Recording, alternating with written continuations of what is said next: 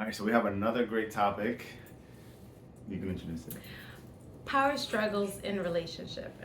I know that for a lot of us women who have been just working on our independence all our lives and been trying to prove ourselves to society, to ourselves, etc. When you come into a relationship, you may encounter a power struggle.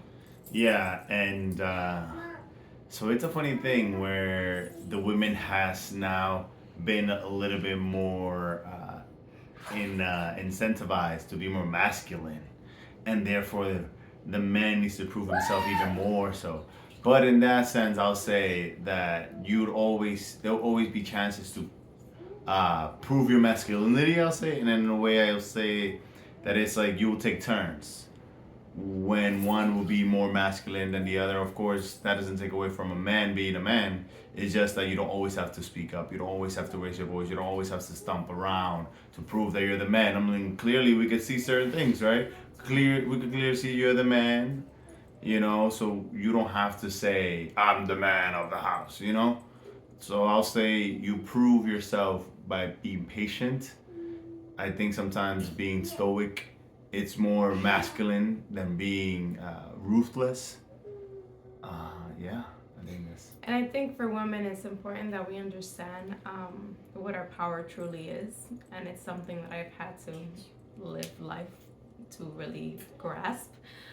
We think that our power is in our masculinity because it's something that we've refined through the institutions that we've been in. And like if we just like it's reinforced in our jobs, in our families, whatever the case is. So understanding that our power may be in our silence, our power may be in our intuition, our power may be in our softness, in our ability to be coherent with what we are trying to convey, the message, what our emotions are. Our power is in our emotional intelligence. And you also have to know when to step in.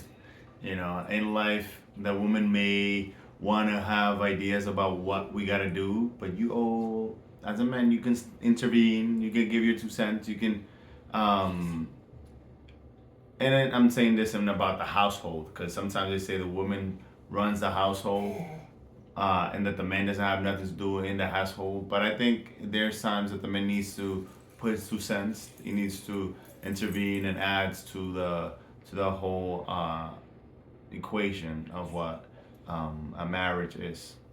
And to wrap up this conversation on power struggles, I would say everyone wants to be in a power couple relationship.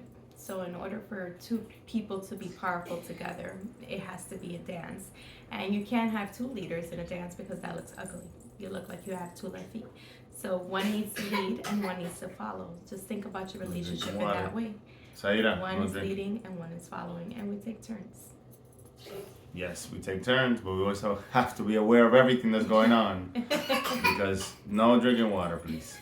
We have, too many things happening at once, and we just have to stay in frame and be active, proactive, not reactive. Thank you.